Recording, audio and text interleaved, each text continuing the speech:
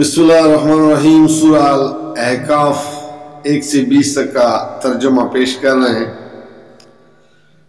شروع اللہ کا نام لے کر جو بڑا مہربان نہایت رحم والا ہے۔ آمین۔ اس کتاب کا نزول اللہ زبردست اور دنا کی طرف سے ہے۔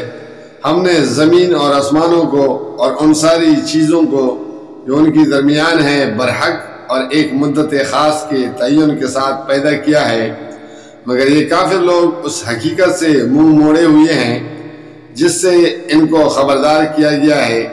اے نبی صلی اللہ علیہ وسلم، ان سے کہو، کبھی تم نے آنکھیں کھول کر دیکھا بھی کہ وہ ہستیاں ہیں کیا جنہیں تم خدا کو چھوڑ کر پکارتے ہو؟ ذرا مجھے دکھاؤ تو صحیح کہ زمین میں انہوں نے کیا پیدا کیا ہے، یا آسمانوں کی تخلیق و تدبیر میں ان کا کیا حصہ ہے۔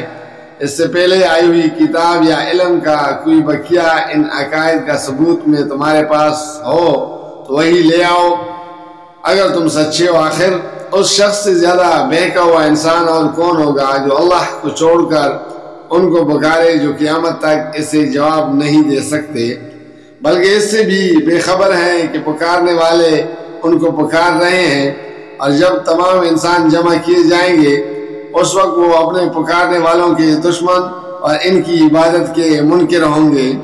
ان لوگوں کو جب ہماری صاف صاف آیات سنائی جاتی ہے اور حق ان کے سامنے آ جاتا ہے تو یہ کافر لوگ اس کے متعلق کہتے ہیں کہ یہ تو کلا جادو ہے۔ کیا ان کا کہنا یہ ہے کہ رسول نے اس سے خود گڑھ لیا ہے؟ ان سے کہو، اگر میں نے اس سے خود گڑھ لیا ہے تو تم مجھے خدا کی پکڑ سے کچھ بھی نہ بچا سکے ہو۔ جو باتیں تم بناتے ہو اللہ ان کو خوب جانتا ہے۔ میرے اور تمہارے درمیان وہی گواہی دینے کے لیے کافی ہے، اور وہ بڑا درگزر کرنے والا اور رحیم ہے۔ ان سے کہو، میں کوئی نرالا رسول تو نہیں ہوں، میں نہیں جانتا کہ کل تمہارے ساتھ کیا ہونا ہے اور میرے ساتھ کیا۔ میں تو صرف اس وحی کی پیروی کرتا ہوں جو میرے پاس بھیجی جاتی ہے، اور میں ایک صاف صاف خبردار کر دینے والے کے سوا اور کچھ نہیں ہوں۔ اے نبی صلی اللہ علیہ وسلم، ان سے کہو، کبھی تم نے سوچا بھی کہ اگر یہ کلام اللہ ہی کی طرف سے ہوا اور تم نے اس کا انکار کر دیا تو تمہارا کیا انجام ہوگا؟ اور اس جیسے ایک کلام پر تو بنی اسرائیل کا ایک گواہ شہادت بھی دے چکا ہے، وہ ایمان لے آیا اور تم اپنے گمنڈ میں پڑے رہے۔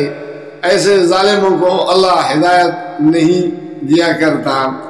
جن لوگوں نے ماننے سے انکار کر دیا ہے وہ ایمان لانے والوں کے متعلق کہتے ہیں، اگر اس کتاب کو مان لینا کوئی اچھا کام ہوتا تو یہ لوگ اس معاملے میں ہم سے سبقت نہ لے جا سکتے تھے۔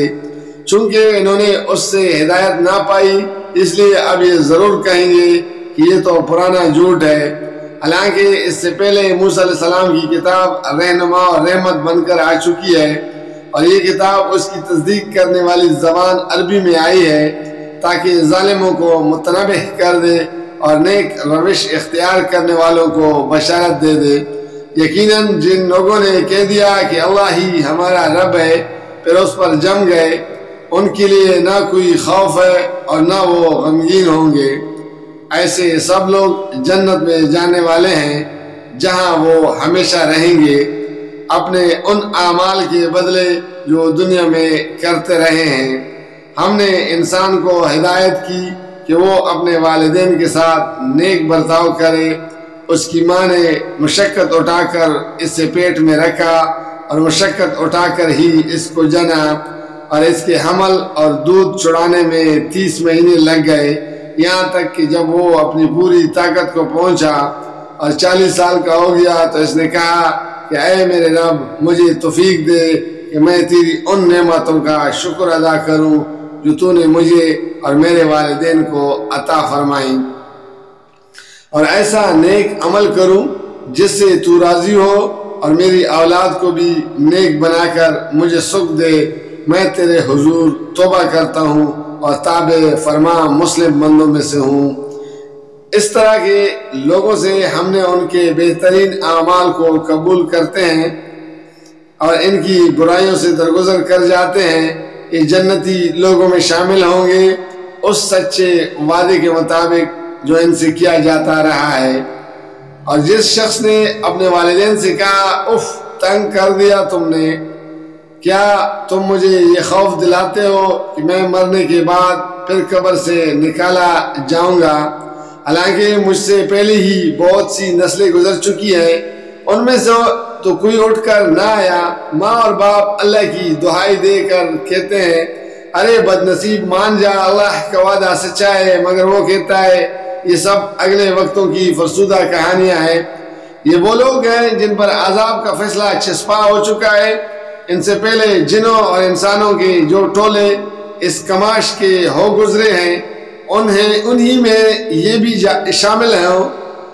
بے شک یہ گاٹے میں رہ جانے والے لوگ ہیں۔ دونوں گروہوں میں سے ہر ایک کے درجے ان کے اعمال کے لحاظ سے ہیں، تاکہ اللہ ان کے کیے کا پورا بدلہ ان کو دے۔ ان پر ظلم ہرگز نہ کیا جائے گا۔ پھر جب یہ کافر آگ کے سامنے لا کھڑے کیے جائیں گے تو ان سے کہا جائے گا تم اپنے حصے کی نعمتیں اپنے دنیا کی زندگی میں ختم کر چکے اور ان کا لطف تم نے اٹھا لیا۔ اب جو تکبر تم زمین میں کسی حق کے بغیر کرتے رہے اور جو نافرمانیاں تم نے کی ان کی پاداش میں آج تم کو ذلت کا عذاب دیا جائے گا۔ جزاک اللہ فی امان اللہ۔